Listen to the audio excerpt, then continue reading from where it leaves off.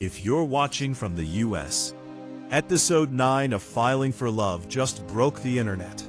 Subscribe to this channel now, else you won't see us again. For 8 episodes, Ha-rin said she'd never choose a man over her career. At 41:18, she does exactly that, on record, in front of the entire bar association. In the next 12 minutes, I'm breaking down why she sacrificed her license for Min-jae, what that file in minute 7 really means, and why Korean lawyers are saying this episode would get her disbarred in real life. Stick around, because if you missed the judge's reaction at 33:02, you missed the real twist of Episode 9. Epi 9 cold opened the hearing. Episode 9 opens mid-trial. No recap, no soft start. Ha-rin is on the stand, not as a lawyer, as a witness. The prosecutor asks, "Did you falsify evidence to protect Kang Min-jae?" The whole courtroom goes quiet, then at her boss, then at the judge, and says, "Yes." Cut to Min-jae standing up. That's when you know the show isn't about law anymore. It's about loyalty. Why she confessed. So why confess to something that ends your career? 3 reasons, and all of them were planted before EP9. 1. The file at 7:14. Pause it. It's the original contract from EP1, but with a new signature page. Ha-rin added herself as co-counsel 8 years ago. She was never impartial. She hid it. 2. Her mom's testimony. EP8 ended with Ha-rin's mom saying, "Don't make my mistake." Ha-rin chooses to speak, even if it destroys her. Min-jae was going to jail anyway. The prosecutor had an anonymous tip. Ha-rin confessing shifts blame from him to her. In Korean court, that's called substitute liability. She takes the fall, so he doesn't. This is why US viewers are losing it.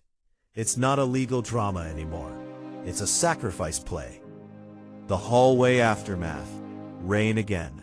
The show uses rain when Ha-rin loses something.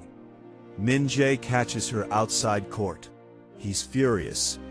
He says, "You think this saves me? You just gave them what they wanted." She says, "No, I gave you a chance to be free of your father." Watch her delivery. No tears, just exhaustion. She's been fighting the system for 9 episodes.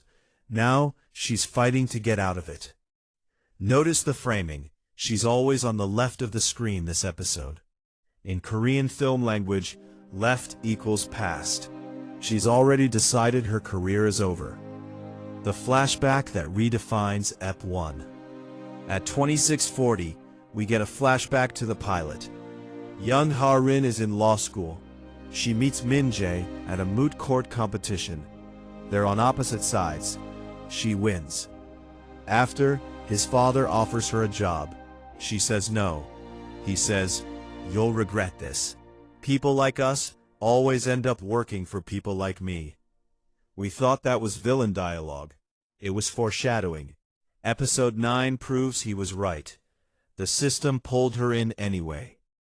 That's why US/UK audiences are binging this now. It's not will they won't they, it's can she survive this. Theme 1.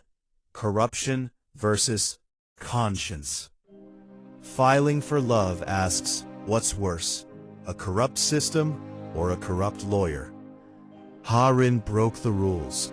She lied, she tampered, but she did it to expose a bigger lie, that Chaebol's sons are untouchable. The show doesn't let her off easy. The judge at 33:02 doesn't thank her. He says, "Your confession is noted. It does not absolve him." So she lost her license, and he's still on trial. That's why the episode hurts. There are no clean wins. Theme 2. The Price of Love. Ha-rin leaves the courthouse alone. Min-jae is held back by his lawyers. Final shot.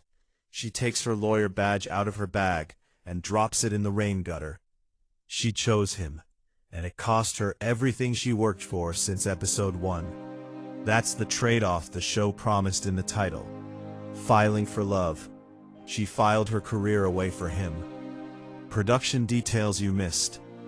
3 things the director did to make EP9 feel like a finale. 1. No background score. From 38 minutes to 41 minutes and 18 seconds, no music, just rain and breathing. It makes the confession feel real. 2. Color shift. Every episode before was warm office tones. EP9 is all blue and gray. The law is cold now. 3. Handheld camera.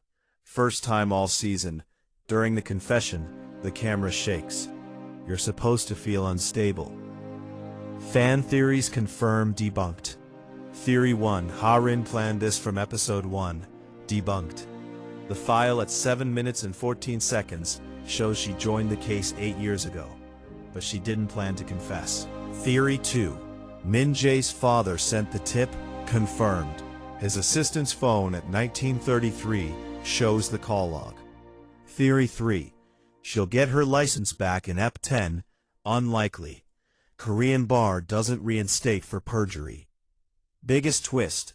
The judge at 3302 is Ha-rin's law school professor. That's why he looked disappointed, not angry. EP9 ends with Min-jae saying, "If you go down, I go down with you." Here's what I think happens. 1. Min-jae pleads guilty to protect her, even though he's innocent. 2. Ha-rin's mom produces the real evidence from 20 years ago. 3. The finale becomes about whether the truth matters if the system is rigged.